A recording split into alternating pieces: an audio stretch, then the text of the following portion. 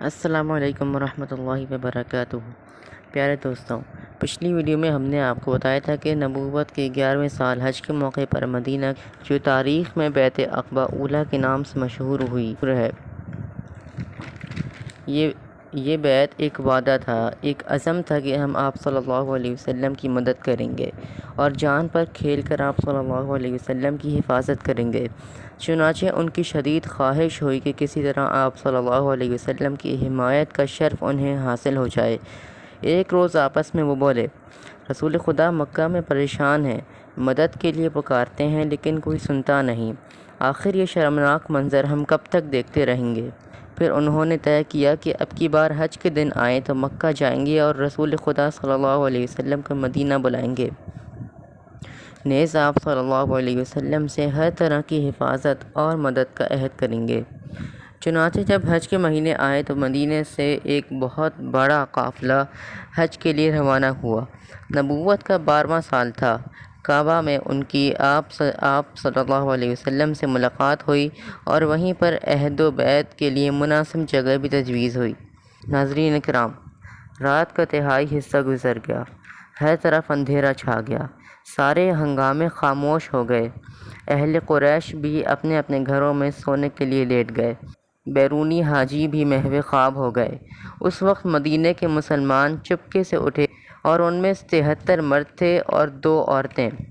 یہ لوگ چھپ چھپا کر وہاں سے چل کھڑے ہوئے اور مکہ سے کچھ فاصلے پر عقبہ پہنچ گئے۔ وہاں وہ ٹیلوں اور چٹانوں کی آڑ میں دبک گئے اور آپ صلی اللہ علیہ وسلم کا انتظار کرنے لگے۔ کچھ دیر میں آپ صلی اللہ علیہ وسلم بھی آ گئے، ساتھ میں چچا عباس بھی تھے۔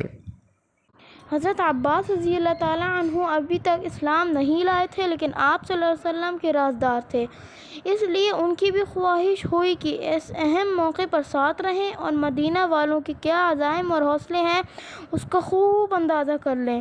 چنانچہ انہی نے کارروائی کا آغاز کیا اور بولے، گروہ خزرج، محمد صلی اللہ علیہ وسلم کا ہم میں جو مقام ہے اس سے تم سب واقف ہو۔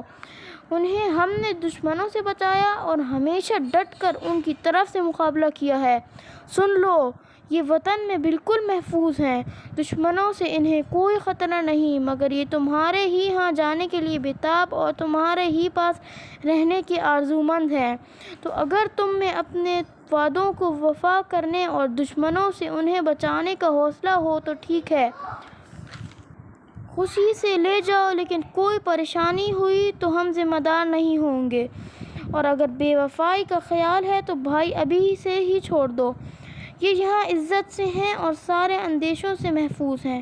چچا عباس تقریب سے فارغ ہوئے اور تو اہل مدینہ بولے، آپ کی باتیں ہم نے سن لیں، اللہ کے رسول، اب آپ کچھ فرمائیں اور جس بات پر چاہیں ہم سے قسمیں لے لیں۔ آپ صلی اللہ علیہ وسلم نے قرآن پاک کی چند آیتیں پڑھیں، پھر فرمایا، جن چیزوں سے تم اپنے بال بچوں کو بچاتے ہو، کیا مجھ کو بھی بچاؤ گے؟ میں بس اتنا ہی اطمینان چاہتا ہوں۔ اہل مدینہ میں ایک شخص برا تھا، یہ معرور کے بیٹے تھے اور قوم کے بہت بڑے سرداروں میں تھے، سارے لوگ ان کی عزت کرتے تھے۔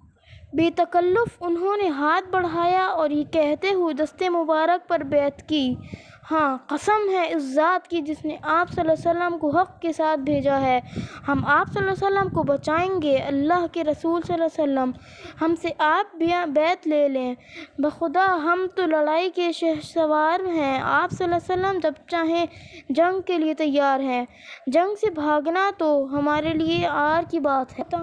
برا نے ابھی بات ختم بھی نہ کی تھی کہ یتھان کے بیٹے ابو الہیثم بول اٹھے، یہ بھی مدینہ کے معزز لوگوں میں تھے۔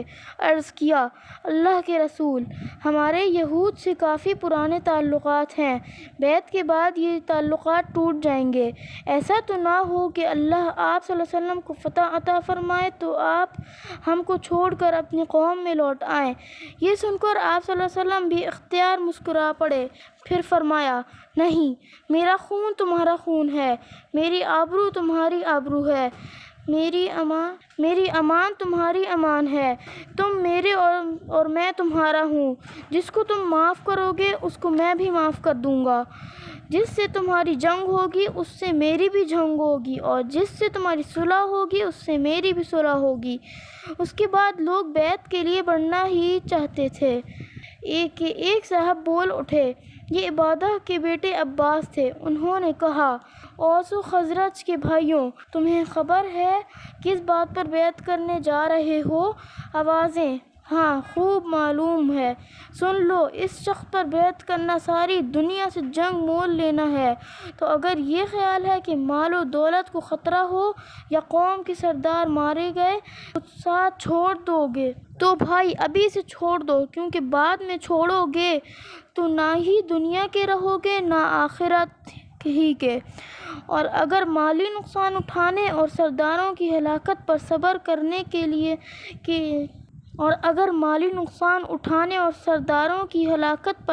کرنے کر لینے کی ہمت ہے تب ضرور لے چلو، دنیا و آخرت دونوں میں بامراد ہوگے۔ سب ایک ساتھ بول اٹھے، مالی نقصان ہمیں گوارا ہے، سرداروں کا قتل ہونا بھی گوارا ہے، پھر رسول خدا صلی اللہ علیہ وسلم کو چھوڑنا گوارا نہیں۔ اللہ کے رسول عہد پر قائم رہیں تو ہمارا کیا اجر ہوگا؟ ارشاد ہوا، جنت ملے گی، جنت۔ سب نے کہا، تو اپنا ہاتھ لائیے۔ آپ صلی اللہ علیہ وسلم نے ہاتھ بڑھا دیا اور سب نے باری باری بیعت کر لی۔ یہی بیعت ہے جو بیعت عقبہ ثانی کے نام سے مشہور ہے۔ جی دوستو، دیکھا آپ نے کس طرح اللہ تعالیٰ نے مسلمانوں کی محبت اہل مدینہ کے دلوں میں ڈال دی اور اسلام کو غلبہ عطا کرنے اور ایک دین کی حیثیت سے نافذ ہونے کے لیے راستہ ہموار کر دیا۔ سچ کہا ہے اللہ نے قرآن پاک میں کہ یہ لوگ اپنے منہ کی پھونکوں سے اللہ کے نور کو بجھانا چاہتے ہیں، لیکن اللہ اپنے نور کو مکمل کر کے رہے گا، چاہے مشرکوں کو کتنا ہی ناگوار گزرے۔ ویڈیو کو لائک کریں، شیئر کریں اور ہمارے چینل کو سبسکرائب کریں۔